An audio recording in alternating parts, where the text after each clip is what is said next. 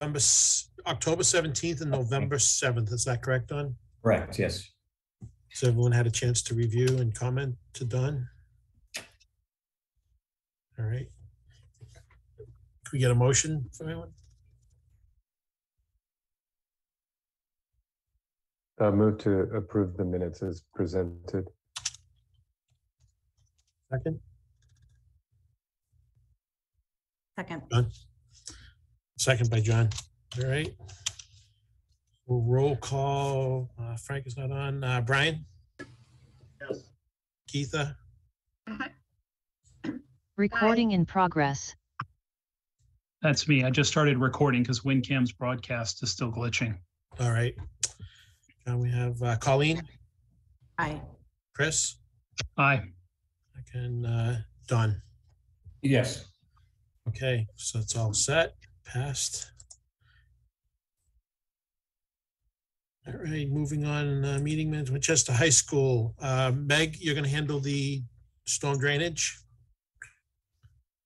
Sure. So not sure if I updated you last time, but town meeting voted the $220,000 for the high school drainage project. So we will get this winter, we'll work with VHB and wrap up the design package and put it out to bid for work to happen this summer. Thank you. Any Any questions for Meg? Okay. And bathroom closeouts. Chris, you want to take that first, and then we'll go. I'm to gonna ask Charlie to speak, but just to remind the committee, we did authorize back in March some remaining high school funds to get some period product dispensers into the bathrooms that were not installed when the building was built. It was sort of a bizarre oversight or confluence of events. These were scheduled as owner-provided, contractor installed. So they were never actually purchased, which is why the contractor never actually installed them. And I regret that the building stood as long as it did before it was brought to our attention, but really appreciate the committee supporting this. So we issued TAP A contract to get in there and evaluate. A lot of these restrooms are very sort of different from one another. We had some interest and concern in maintaining accessible routes where we have either narrow access or projections beyond 4 inches from the wall. So Jennifer Littlefield from Charlie's office took that on and actually worked with one of our high school students and Meg to do some site visits. And I'll hand it off to Charlie on sort of status. I have very little to add other than that Jen did go and do a punch list. Well, no punch list, did go do a final inspection and reported that the installation was all consistent with the drawings we did and also consistent with applicable accessibility codes. So I think we're all good unless some other issue has come up in the meantime. How about Chris Conway? You happy with everything? Yeah, and actually Jen had pointed out that one particular installation they had installed as spec, but it was it's in a petition and wasn't through bolted. So we'll take that as note, and over the summer or something like that, we'll change the fasteners over. But yeah, everything's good. Oh. And then I'd elevated Pete, so hopefully Pete's with us, but I'm assuming Chris or Pete, if one of you can speak to just from an operating budget point of view, that sort of transcends the EFPBC, but these accessories are not very helpful unless they're stocked. So I think we're doing this now, right? And we've got a plan to keep these things stocked, or do we need some support from the school department or school committee? I don't know that we need support from the school committee. Budget Yeah. wise. I mean, right now we are purchasing, but I think Pete did have a plan to reach out just as far as a cost center, and maybe to change the cost center from the facilities department over to schools. But right now we're maintaining an inventory and stocking as necessary. Okay. In my opinion, the cost center should be no different than hand towels and toilet paper. So we're happy to have that conversation and I'll advocate for that. But I appreciate that this finally got done and appreciate the committee's support. Pete's got his hand raised. He is not elevated, maybe. I'm looking, so I don't understand why that happened. Bear with me. I'm going to stop sharing for a minute, see if I can go hunt him down, because I thought I made him a panelist. No, that's weird. There we go. There All he right, is. Okay. Pete. It looks like, Pete, you're on mute. Oh, there you go. How you doing? Can you hear me? Yeah, we can hear you. I don't know why you're not a panelist. I said to make you a panelist. No, that's okay. That's all right. Yeah, so now it's asking me.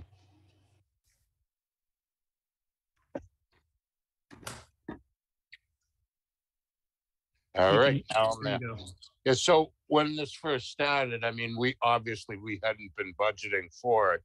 We worked it out with the schools, at least, so now considering it as a health product, not toilet paper and paper towel type of situation. We promised that we would stock and maintain them, but from the other side, my expectation is that, they would come through from there. So right now we are having great difficulty buying certain products, but we have been consistently filling them. Okay.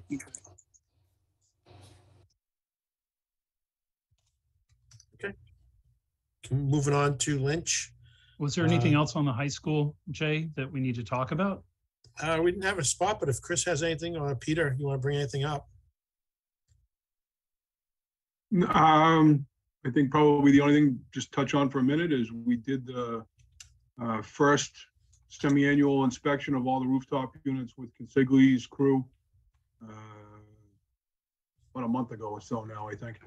And largely unremarkable. We did find one completely unrelated problem with one of the units that is going to need a little bit more digging, but not anything related to the history with them.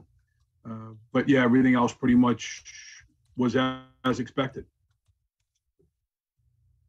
Okay. And Meg, can I ask you, and I apologize if you said this, I think I was trying to hunt down Pete when you were talking about the storm drainage project that town meeting approved.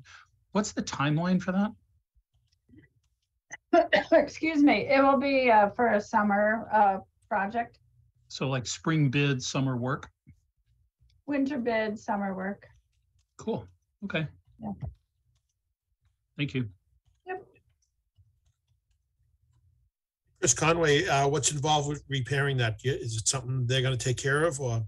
To be determined. It's just a piece of framing, small framing, but a piece of framing has failed on one of the units that we need to look into. It looks like water got inside of it, froze, and burst the framing open. They made note of it while they were here.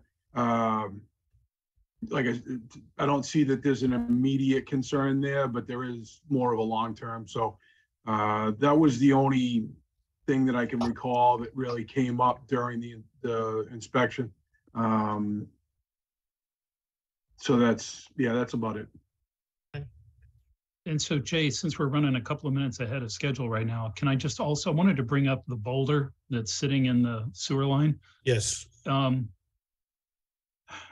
So I get the question would be, is there a plan on what to do with it? And if we don't have a plan, is it not sort of on the EFPBC to come up with a plan? Are there specialists that send small people down these things with SCBAs on and like drills? I mean, physically, we got to figure out how the heck to get this thing out. Is going to sit there for generations and generations. So it's under the purview of VHB to figure something out. That's part of their scope. Okay. So it is being addressed. And do we know when we'll hear, like, are they going to come up with some options for us by a certain point? Yes, they will. I wasn't, to be honest with you, I wasn't gonna really bring this back before the EFPBC anymore. This is not being funded through the high school project. Okay. So I typically don't, bring these projects back to you guys. I mean, we certainly can. I can certainly update you along the way, but it's not under your jurisdiction, and again, if you want it to be, we can figure that out. Well, I think the only reason why it might be helpful would be if funding was limited to actually address it. and we needed to consider using project funds if that was at all a possibility, but It could be, could okay. be a possibility given this bidding climate, but I have to do a printout. I haven't done one in a while, but you know, project funds are getting pretty low too, so. Yeah, okay. At least keep us updated on the repair anyways. Good to know. Yeah, no, I certainly will. Yeah, I'd like to know what we can do to help. And so that, you know, 5 years from now, we still don't have a big boulder stuck in a sewer line because it'll only be more expensive. Yeah, no, nobody wants that there. Yeah. Okay, thank you. Moving on to the Lynch, Comcom site visit update, Meg, from you. So I met with Michelle from Niche Engineering and 2 commissioners from the Conservation Commission, as well as Elaine Reland, who is the administrator. And we walked the site, we looked, we discussed the riverfront analysis that Niche was using, and the Conservation Commission has a very, they had, one commissioner has sort of detailed out how they would like to see the formula entered. And so we all came to an agreement that we would use his formula for determining the area. And then we did talk about, specifically, we walked around and we talked about the NOI that would be submitted separately for the well field closure. It's the work would be covered under the project, but we decided to pull it out separately, just to kind of get that finished and closed out. And so it was I would say a successful site walk, and that everybody has a better understanding of the scope and the location of everything. And we'll keep you up to date on the timing surrounding that NOI. That will happen a lot sooner than the project NOI. And that's really about it. So Meg, do you have are you getting a proposal from VHB on that you'll be bringing to us? Yes, in fact, no, you guys voted it last time. For the NOI, NOI we did? Yep. Oh. I feel like you did. Yep. That's why I thought you mentioned niche and I was getting confused. That's why the walk was. Right. Well, I did mention niche because the main purpose of that meeting was to look at the riverfront evaluation that niche is using. Okay. Yeah. Yeah, we did discuss it last meeting. Then, yeah, and then we did discuss the NOI scope that VHB is going to do, but that was reviewed and approved at the last meeting. Okay, thank you. Yeah. Sorry, Yeah. I blinked on that one. I remember. No, that's okay. It's easy. Okay. Okay. Any questions for Meg? No. All right, going to move on to the modular package update from Hill. Andy or Vivian? Yeah. So for the modular procurement, we started the advertisement for on the Central Register and the newspaper last Wednesday. We received from 7 companies that they're interested in the RFP, and we send them out to them. And right now we're scheduled for a pre-bid walkthrough on December 14 at 3:30 at the Parker, so the contractor can tour the site and have any question, so we can answer them through an addendum. Right as of right now, the proposal will be due on December 28 at Hill's office, and we were scheduling to have a short list, probably 3 or 4 firms, and then bring them in for interview in mid-January. So that's where we are right now.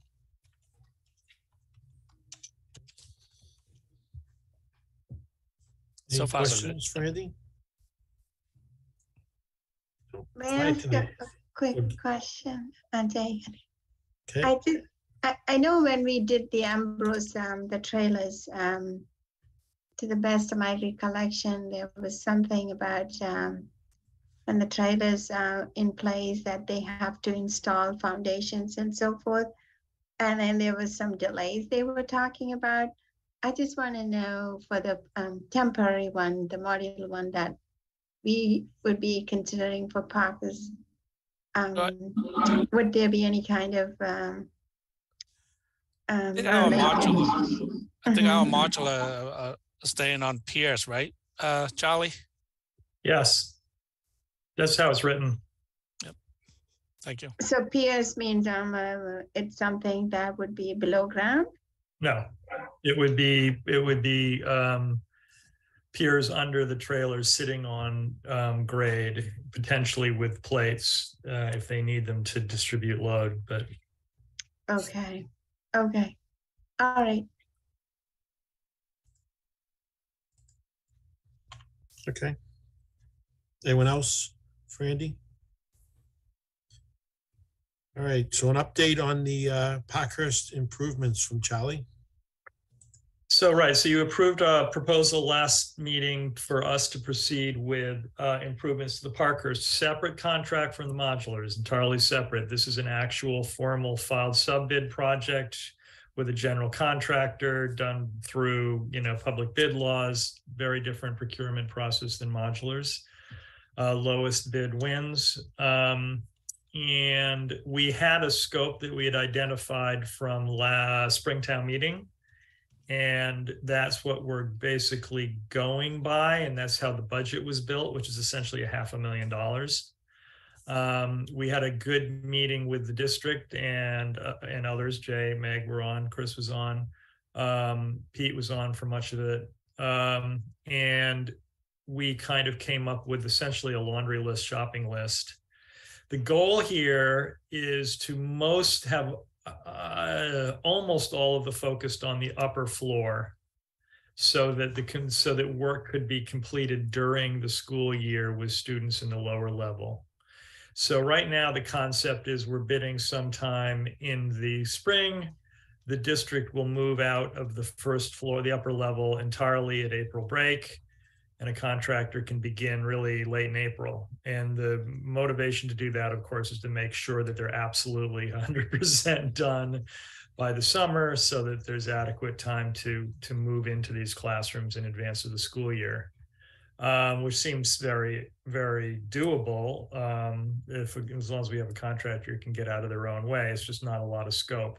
But most of it is relatively kind of surface in nature, aesthetic, or if you like, but there is code. So it's the same list that we've had previously.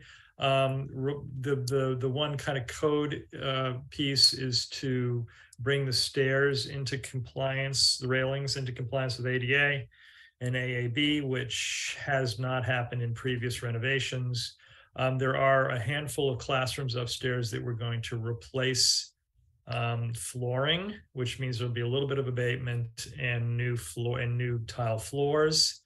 There's going to be some upgrade to plumbing, a little bit of work on the exterior, cracks in the chimney. These obviously, mostly this is about the conversion of rooms that are being used as administrative offices into classrooms, right? So we want to make sure we have technology and power that's adequate to install projectors. And we want to make sure we have whiteboards that are adequate to project on, as well as to write on for teaching and learning. A little bit of outside work, as I said, the chimney. We added a couple of items as maybe alternates because they don't really fall within the budget, but of course we don't know what'll happen with the budget. So we did carry a minor contingency in our budget, but possibly replacing window sealant and painting windows in frames. We're going to try to do as a alternate item.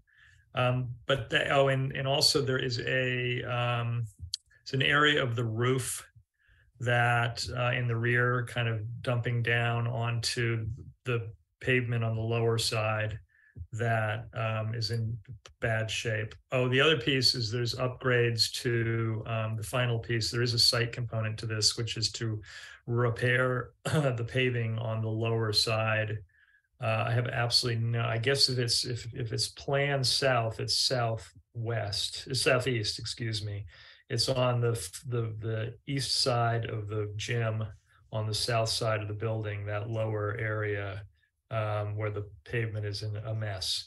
So that's kind of the list, and we're hoping to do it for $500,000, and we're proceeding with the documents now, and we hope to wrap up probably late January, early February, something like that. It gives us more than enough time to have it out on the street and bids in hand before spring break. And the good thing, unlike our other projects, is we shouldn't have any, I'll say this and be wrong, we shouldn't have any long lead items unless we need to purchase whiteboards and it turns out that they're stuck on a boat in, San Diego Harbor. But otherwise, I think we're going to be okay on that kind of topic. So we did discuss about seeing what was at the existing lynch with Andrew. Right. Go through to see what we can take out of there. One of the hopes is we might be able to import some whiteboards and projectors from, and possibly even some phone equipment from the existing lynch to the temporary lynch. Chris, you had a question? Yeah, I just want to share a screen with the committee. So to Charlie's last point, this is that existing paving area at the lower level of the school on what we might say is the back of the school. This was an area that we really would have liked to have repaired back in 2011. The budget didn't support it. I would just say the condition of the asphalt is so bad, and then the EFPBC says, how bad is it, that it actually shows up on satellite imagery. So this is, these are like basically shadows cast. It's like there's been an earthquake that ran through here. So it's in really poor shape. So it would be great if there's a way to sort of address it with the budget. And then just also wanted to put in a plug for that stair work that Charlie mentioned. We did a lot of work to make Parkhurst. Back in 2011, we called it horizontally accessible. So accessible parking, accessible routes, accessible hardware, but it was not vertically accessible. We got a waiver from the state for an elevator. But of course, about a year and a half ago, we put in an elevator, which is Meg's favorite project. And with that now complete, the stairways, the handrails, that's actually literally the very last thing that we need to do to make Parkhurst 100% ADA accessible. So when we get it done, it'll be a good thing because it adds value, adds value to the building, and is certainly a great benefit to those who wish to use it. So I'm sorry it took us this long, but we're almost there. Thank you. Could TAPE use any of the 2011 drawing? Chris, I don't know, just asking it to gain time, or I don't know, maybe save a pen. Charlie will tell you I have made that suggestion in a number of conversations, and I'm sure he's pulled them. But yeah, I mean, we have those drawings, so we're using them as base drawings. Okay. But I mean, it's a different scope, so. Okay. Any other questions for Charlie on the Parkhurst? Nope. Moving on to Sustainability Subcommittee update. Colleen, can you handle that? I can. Sorry. Can I share screen? I think you can. If you can't, let me know. It says host disabled. Okay, so I did not set this up. Frank did, so just bear with me. Sure. So big picture, I just have a couple of our backup documents. An update on, I think the last time we spoke, we talked about the directive from the select board that the project is going to be net zero. So we did a geothermal analysis. So we had the air source heat pump as the basis of design, and we asked that geothermal also be studied as an alternative. That was studied by Engelman and Lalek. And without going into what could be its own session, basically the geothermal, the cost of the geothermal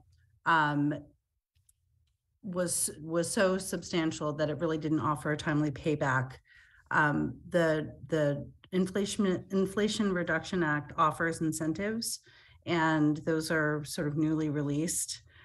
We can't count that toward our budget for Lynch, the incentives either from the future incentives from the Inflation Reduction Act or Mass Save. So, in projects down the road, that's something for us to consider of making sure that geothermal is sort of baked into the cake. So we couldn't go back to MSBA and ask for additional funds. There was some risk to that. If we had gotten the additional, if we're able to fold in the incentives, then geothermal would have proved actually cheaper operationally and first cost. But it's just, that's not the way things cycle. So it's something for us to consider as a committee, as all the other larger committees as well, thinking about how incentives play into things and how we can fold them in. So that's sort of the update on that assessment. Colleen, can I just interject? Yeah, You're sure. a co-host. You should be able to share. Okay, great. Let me know Well, if for you that, I can. just had your memo to share. So I think Chris circulated, our memo subcommittee. So this goes through in more detail, essentially what we talked about in terms of the request for the analysis that was completed, and we have that analysis done.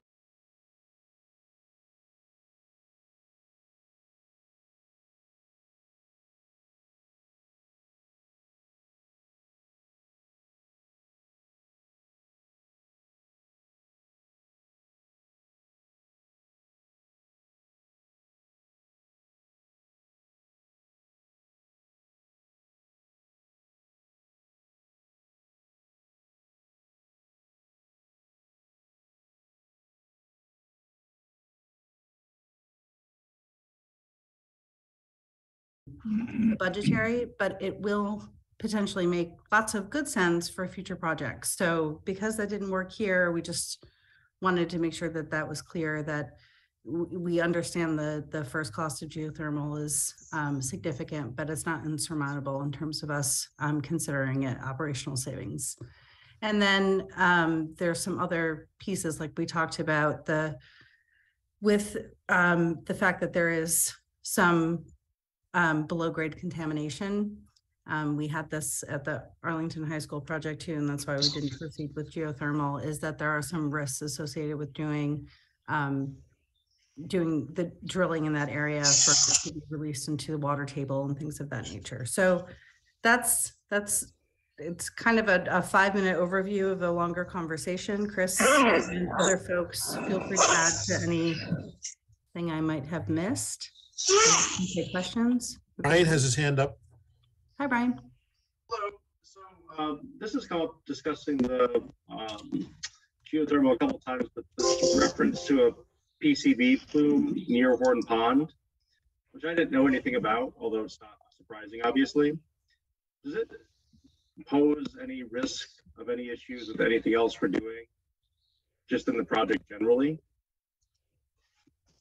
I think can we put Meg on the spot to address this? It's important to clarify. I don't know that we have any knowledge of a PCB plume like on our site proper. No, it's just that I don't have a lot of information about this, but there is a known PCB bloom in Horn Pond, and that's why they have to regulate the water level very carefully so they keep it down, the plume down. I mean, it's not news to anybody that this plume has been there for a very long period of time. I think there was just some not a great deal of concern, but it was just something to be considered that I don't really understand fully hydrology, but if you start drilling over here, is it going to do something to pull that over to the property? That is something that was a topic for consideration and would have had to have been studied more fully had we gone with geothermal. I don't think there's any concern that plume is going to travel over to the site based on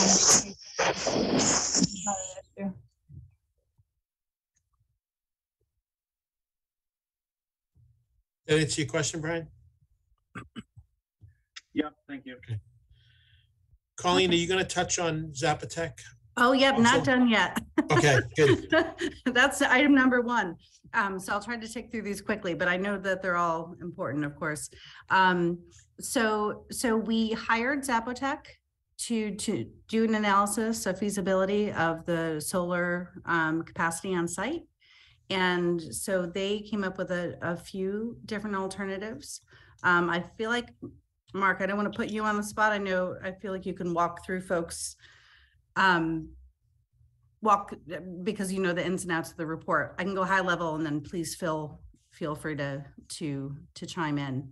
So there were 4 scenarios, I believe, that we studied. And so the solar here is in blue. Can folks see my screen okay? Yes. Thumbs up? Okay. So we have this extensive array on the west side, the entry array, and then 3 separate arrays along the parking area to the south. Many of us had just a reaction to how dense and significant this west array was. So that, that was the kind of the first instinct there of what is the pedestrian experience underneath, assuming those are going to be pretty opaque panels. So we decided to keep proceeding and looking at the other options. Option B, I think this expanded slightly, took away the south generation here on this parking area, kept the canopy here at the entry. And then there's option C. And so for each of these, it has the system size and the generation. And for option C, it was sort of decentralized. So instead of having this, having the larger array over the drive aisles and the parking spots, these are 3 individual arrays. So it leaves the drive aisles open, keeping the same southern distribution and the entryway here. And then I think option D, actually I guess option D is that same approach without the southern array. So, we were feeling option C was probably the best. At this point, we have some projection, which I also have up from early energy analysis from Endelman and Lalek of what the potential loads and EUI will be of the building. So the option C scenario at this point where we are, right? We're not using an exacto, it's more like an axe in terms of understanding the ins and outs of the loads. But, as things get refined and as our model gets to be, less assumption-based, more reality, I think we can understand if there's a need for expansion. We've identified a couple areas potentially along the northern part of the site where the pre-K play area is, that could be a potential, and potential expansion over the area where the basketball court is here. I don't know if you can see my cursor or not. Yes. So basically, at this stage, everything's still early. We're going to continue to engage Zapotec as the design progresses, as our energy modeling progresses, so that we can just really attune the projected production with our loads and understand essentially, what we would need to do to get to net zero. Additionally, I just want to mention that we're looking at all options for funding. So we're going to look at the option of doing a power purchase agreement, which would be a third party that would do the installation on the roof and both the canopies within the parking areas, save the 1,700 square feet that we need to own ourselves to be able to hit the MSBA additional reimbursement requirement. So it's something we could talk about in a minute. But we're also going to run through the financial scenario of owning. Like we said before, there's the federal programs. Actually, the tax credit has gone back up to where it was a few years ago. And then the Inflation Reduction Act and all of the, the other benefits make owning the system a potential. But there's a lot of nuances to that. So those are things that we're going to continue to discuss. Let's see, what did I miss? Mark, anyone? Probably. Can I just add, Sure. Colleen, that because as a baseline, so first of all, we should just be clear, the project budget that the MSBA has approved does not explicitly include owning all of this solar. So that's not a problem, because our baseline assumption going back months ago that Charlie shared with us as a committee was that we would assume a PPA. That's how we've done it in the past. We have a PPA at the high school. We have a PPA of VO, but we do own as a baseline. What we own is about 1,700 square feet of solar. So we did kick around this idea, and Colleen's pointing to it right now. There are 2 solar canopy areas on this project. One is over that exterior classroom at the top floor of the building. That's right. And then the other is at the main entrance. And we have discussed that there are these, there's we think of as kind of the traditional opaque solar panel, which is the more efficient. There's also a semi-transparent panel. It's going to allow more daylight in, but naturally it's because it's letting more daylight in, it's less efficient. So we discussed perhaps the use of a semi-transparent in these 2 locations, just because they are obviously at a prime time real estate and directly sort of enhance or enclose kind of the student experience. And so we've discussed with Charlie the prospect of, as the project moves forward, pending a successful vote on January 7th, we need to actually designate where these 1,700 square feet are, right? So think about that 1,700 is just a line item in a budget. It's not based on any actual drawing or any X times Y measurement. So this was a suggestion we had, which was particularly if we go semi-transparent, we would need more than 1,700 square feet because we're obviously going to be generating a little less. And the suggestion is these 2 areas might be directly then in Charlie's contract and have kind of the care and feeding of the architect, particularly, think about the canopy on the exterior classroom. I mean, how is that supported both vertically, horizontally? How's it integrated into the space? And the same is true for how that main entrance canopy is integrated into the front of the building. So that's something Charlie seemed to appreciate just from a design point of view. And that was something our subcommittee certainly supports. Thank you. Todd, you have a question? Yeah, just a question. Chris, why did we choose PPA as a baseline? If we had put these into the base budget, wouldn't that give us more flexibility now? We haven't chosen anything, Todd, but what Charlie had presented to us previously was the only solar we own is 1,700 square feet. Yeah, it seems like we've kind of shortchanged ourselves for the possibility of owning all of them. We had those discussions on, I believe, multiple occasions. So all we had to rely on was our current model is through a PPA, which certainly could be the case here. And I look for others to weigh in on this. We've discussed this as a committee. The thing that I was most interested in, particularly Todd, because I have 0 experience in this, is when it comes to ground mounted solar, can the PPA actually include the cost of the canopies themselves? I mean, the architecture, the footings, the columns, the structure, or is it limited to just the panels? And I'm not sure if you were in on that call, but back in, I think it was August, Ken Pruitt set up a pretty helpful meeting with a PPA provider for whom, by the way, this project is considered too small. So I think he brought them in as someone who would sort of freely give us some advice without us kind of giving them unfair advantage. And they confirmed for us that the design, the engineering, in fact, the material itself for the canopies can be rolled into the cost of the PPA, which was, really helpful. Yeah, okay. Thanks, Chris. Yeah. I mean, Chris, there could be other. Jay, I would love for you or others to weigh in on this, because clearly, if the project comes in sharply under budget and there's a way for us to buy all of this, I would certainly be interested in exploring that. But we developed a budget with the MSBA. There's a lot that's in there. The only solar we own is 1,700 square feet.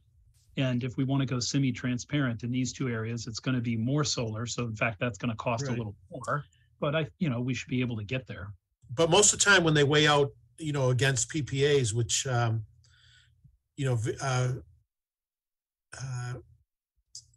is done once we know the complete size of the system, isn't there other funding methods that would go against? Because we'd look in, the PPA, we'd be looking at, a 20-year commitment or such. And buying it outright, we'd be looking, especially with these incentives that are now, probably a 3 to 4 year commitment. So is there any funding versus you're not going to pay the electricity for 4 years type thing that would have went towards 20 years of a reduced rate? There has to be some mechanism in there that can offset some of these costs somewhere. No, it's a good question. I mean, it's outside my wheelhouse, but I Right. would say typically PPAs are 20-year agreements. Right, at a reduced rate, right? Yep. It's not free. So That's now you're right. going to go that you're going to have a utility that we may get out in 4 years with all these incentives. And then after that, there's no electrical bill, but if it's all done right. Yeah. So it's 15 years of no electricity versus 20 years of reduced rate. So there has to be some mechanism in there to fund this if it did work out to our advantage after all the calculations were done. Yeah, and I know. Mark, do you have a question? Sorry. Towards the end of that document that was distributed to the committee, there is a financial analysis, and it bears that out, Jay. Okay. You know, it looks like the ROI, the return on investment, is stronger with a outright purchase. The question is simply just one of first cost versus ongoing costs, and where they get assigned and who would own them. And, you know, we as a subcommittee didn't feel like we knew really how to provide a recommendation or guidance based on the financials, since we don't have the whole financial picture. Right. I mean, quite honestly, as an installer, most of the time when it goes to a customer and the two options are put out there, even if they have to get a loan, they still usually make out better than a PPA unless they have no credit and cannot obtain the loan. 9 out of 10 customers that it's put to usually make out better to own the system and outright. So, and it looks like from this chart, it's the same. They come up with the same thing. And on that note, not to get too weedy about it, if there is if we were to go with a PPA, I think we've kicked around this idea as a subcommittee. There's no urgency in having. I would presume there's no urgency in having everything installed day one in the fall. I mean, I'm just speaking for myself. I had suggested to the subcommittee, particularly if we go with a PPA, it'd be good to live with the roof through one winter, given all the trouble we're having at the high school, right? Just to be sure the envelope is tight. And so long as we have a plan for solar, you know, within, 6-8 months of opening or something, is something I could be comfortable with. But along those lines, if in fact our preference is to own, and we will know, you know, long before the project is substantially complete, what kind of dollars are available. If the budget is there for it, I think we should discuss it and pursue it perhaps. But even if it's not, to Jay's point, you know, we're a AAA bond rated community. And even if we get dinged down to AA prime, that's still really, really good. And if we get dinged down, that's going to happen in the next couple of weeks.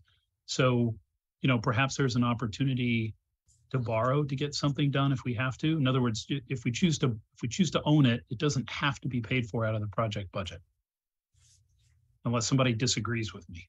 Right. Yeah, it's just, you have to get the select board to agree to borrow. I mean, it just becomes a whole other project cost that needs to be borrowed. So. I don't disagree. Can I ask a quick question, Chris? I had it. So between the two tables, I have this fundamental question. Does it mean that we have maximized what could be the roof-mounted system? Is that correct? So what the Zapatec report shows is something that really is maximized. Mark Scott has made a really, I think, strong observation, which is, as we get into design development, into construction documents, there will inevitably be things like some roof penetrations maybe cannot be avoided, various, you know, design and coordination issues. If I misspeak, Mark, correct me, but Mark was sort of suggesting, you know, maybe that's really an optimal solution right now, the Zapatec shows. So if, for instance, we lose a few panels, that's what drove the whole conversation, Geeta, about like what other areas might be viable. And that included, either the portion like at the 4 o'clock position down at the southeast, although that begins to encroach on some storm retention infrastructure, but there's that northern area. All right, thank you, Colleen, or who was ever doing that. Yeah, there's an area there that may be outside of the riverfront area. We could also possibly, the location of that play structure area is a little bit fungible. I mean, one could slide left, one could slide right, and then there's that basketball area. We've shared this with Charlie as well. So I think there's an openness to sort of explore other areas if we needed to try to maximize our generation. And I would love it if someone, maybe it's Charlie. I mean, could someone just sort of acknowledge that there's this tripping point, right? And if we generate beyond a certain amount of energy, then we're looking at on-site battery storage, which right now Zapotec has modeled so as not to require it. But we need to be careful, because if we hit that limit, then it's the cost and location and all the logistics associated with a battery on site.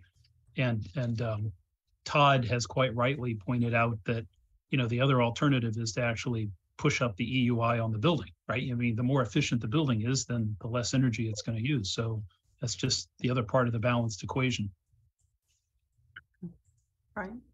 Okay, and I have one more follow-up question. A minute ago, you just mentioned, perhaps maybe taking some time for the roof-mounted one for whatever the history that we have learned from high school. I suppose when the GC walks off the site, is there a so-called warranty period that we may have to wait for that? But then we also have canopy solar mounted system. Does that mean, how do we handle the warranty issue on the paved portion of it? In other words, do we need to wait there to see, are there any effects from the construction, and then go ahead and imagine that another contractor has to come and mount these so-called the requires piers or something below ground? So I would ask Colleen to weigh in if I misrepresent this, but I think we all recognize that if we're going to have ground mounted solar, you'd like to have like footings in place when you're doing parking lots and any drainage and so forth. And in fact, if any of us are concerned about the integrity of a roof, which I think we should be, that should not bear on the progress and completion of solar canopies on the site. And I think several of us would presume that because they're very different animals in terms of design, engineering, construction, and procurement, there's no reason why, if in fact we felt we wanted to live through a winter with the roof, there's no reason why that would need to hold up ground-mounted solar. But I mean, the warranty issues will be in the ground too, like pavement, paved area. That would mean similar warranty would apply to the ground as well, correct? If they're going to be paved area and if there's going to be cracking. I don't know, just putting some thought there.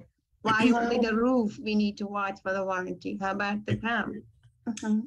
That's a good point. Either, we wouldn't want to be cutting out to put in these pairs that are not simply just sonotubes going down. There's a lot of counterweight. You can end up with a 10 by 10 by 6 foot deep counterweight under some of these pairs just to keep the arrays up on those canopies. So we before the end of the job, we will have to decide on how much canopy we need. Right. Yeah. Exactly. Brian has a question also.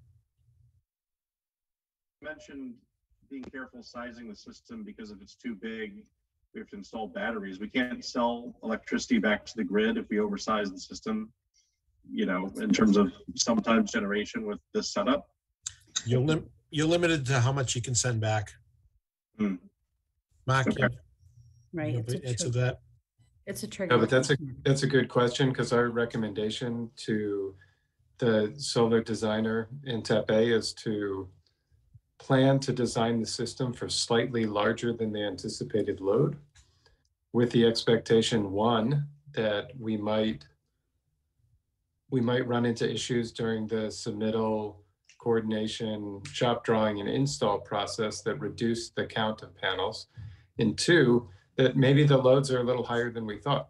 And we've received clear direction that the project should be net zero, so we should make sure that it is. Okay. Okay, any more questions on that piece? Sort of brings us naturally to the energy model. So we plan to have a charrette at the end of January, with fingers crossed that everything goes smoothly in the beginning of January for approvals, and to a sort of rolling charrette where we talk about some of the site opportunities potentially not realized yet, and also the energy pieces. So I just want to say that out loud because it's going to, I'd like to make sure that that's extended to folks on the larger EFPBC as well, so that we can, at this point, the model. So we have this summary from Edelman and Lalick that they did for the utility. And so it's got a, fairly good description of what our baseline is. I know I keep zooming in, you probably can't read it. What our baseline is, and of course, our target is still the 25 kBtu per square foot, so that we can get the maximum incentive, both the projected incentive and then after 1 year of operation, we get that same incentive back again if we're able to meet the 25 EUI. So, right now the projection is we're right there at 25, and we all know that the energy model is a projection, right? So typically the areas of which there's the biggest discrepancy, at least in my work, is how we're going to use it. So understanding the occupancy schedule, both daily and yearly, and summer use and things like that. And then also what folks are going to bring to plug in to the building. So this doesn't give us a ton of wiggle room right now. So the idea is, let's look at ways, since we understand our basis of design essentially for our, mechanical system or the heating and cooling system, what are the other ways that we can look at energy conservation measures that are paid by the utility, potentially for incentives, to be able to reduce that EUI even further. So we've got a little bit of breathing room. And that makes it so that we have to produce less on site. I mean, it's a win all the way around. So that's the goal, is to do a sort of deeper dive into all of these assumptions that went into the model and collectively determine another round of energy conservation measures that we want to study. Some of them will have, like with insulation, there's diminishing return. So just adding more is not always better. So that's the same with lots of different ECMs on the project. So that's the goal of the next step. Any comments on that part? So we won't likely have a more detailed energy model until after our charrette, the end of February or end of January. Okay. Who gave the input to the model? Who gave this input? Who gave the input? Yeah. Who gave the input to, input to run the model, like input parameters? Was it from TAPE? I'm assuming that's typically that comes from the schematic design narratives from the mechanical engineer, and then weighing in. I'm hoping that some of it's from our OPM. I don't know, because it's not been adopted yet. OPR, sorry. I see. I guess. But I mean, typically, the thing is, we're caught right now in the code, what the code baseline will be for us when we submit for permit. It's a little bit tricky because there's new energy code that's being adopted in January and enforced in June. So I think a lot of this is making sure that we have to be better than code for both the utility incentive and also for LEED. So, I mean, I don't think that the ECMs that we have here are weak in any way, but I just think we might need more, and we might need to just study pushing it a bit further. So as the design also gets refined, there's more detail, right? So this matches where we are in terms of design. So as that moves, we want the model to be more detailed as well. Any questions before we move on? So the other piece I'm going to touch on, Todd, is the thermal comfort set points, certainly a part of this, but that's a little bit more focused generically toward town-wide thermal comfort set points. So I think you were updating the memo after your meeting with Frank and Pete and folks, and that I think will be something next that will be reviewed by the Sustainability Subcommittee and then a recommendation to EFPBC. But Todd, do you want to talk about that for a minute? So I finished up writing the this thermostat set point requirements document with some input from Frank and Andrew and Pete. There was some wording that had to be updated, so that should be on the Google Drive now for everybody to take a peek at. Any last comments, let me know, and I'll update them, and we'll get that into the OPR. Sounds great. Thanks for your efforts, everyone, on that. And then just mentioning EV charging. So we've been having discussions about enrolling in the Make Ready program, which is another utility incentive program that helps pay for the cost of the infrastructure for EV charging. And so sooner than later, probably in the next, I would say 1 to 2 months, we're going to be selecting some areas, some of the parking areas that we'd like to install those. And so I think we'll circle back with the team when that makes sense. But that's in progress. And then, yeah, the last thing I had was just the charrette at the end of January. So we promised to be in touch with folks. And again, the idea is that it's rolling. So if there are particular parts like Gita on the stormwater side and, you know, other folks want to be a part of, they won't have to be there for the whole 2 hours. So we'll give more information as you know about that. And I don't know if I missed anything else that we've talked about. We've talked about a lot of stuff. So Colleen, when you say you want to welcome other EFPBC members, so then we should post that as an EFPBC meeting and not a subcommittee meeting. Okay. I'm looking for confirmation on that. I guess that's what I'm hearing you say. I'm feeling that it should be inclusive of everyone. I think if it ends up being that there is an interest from other members, or they just want us to come back and update, I think that that's completely fine.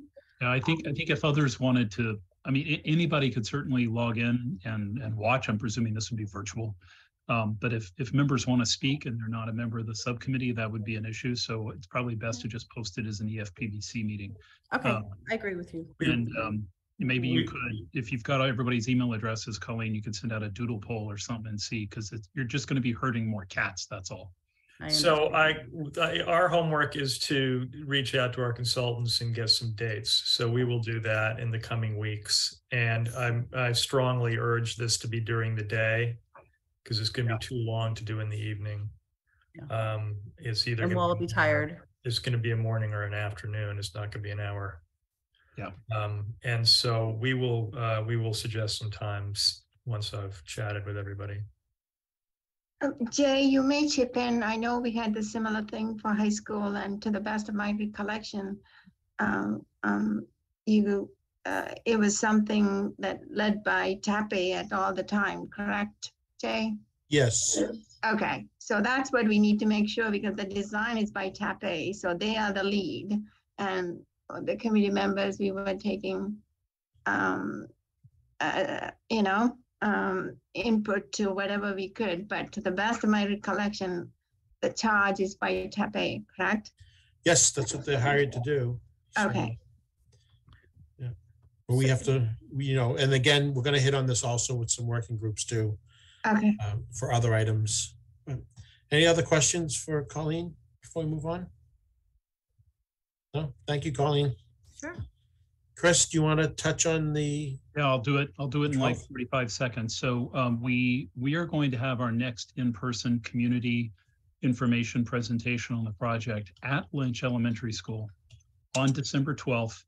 I will post it as an EFPBC meeting with the clerk in case we have a quorum who wish to show up. But it's not going to be a regular meeting. It's just good for us to do that. We're going to host it at Lynch at 6 p.m. We'll have a hard stop at 7:30. And we're going to work with Pete and DPW to see if we can light up some areas, maybe on the outside of the building, maybe have some DPW staff on hand inside the building in certain areas. We might be able to direct community members to go look at certain pieces and parts of the building that we think tell a story. And so kind of, if you will, self-guided tours with observations starting at maybe around 5:30, maybe 5:15, something like that.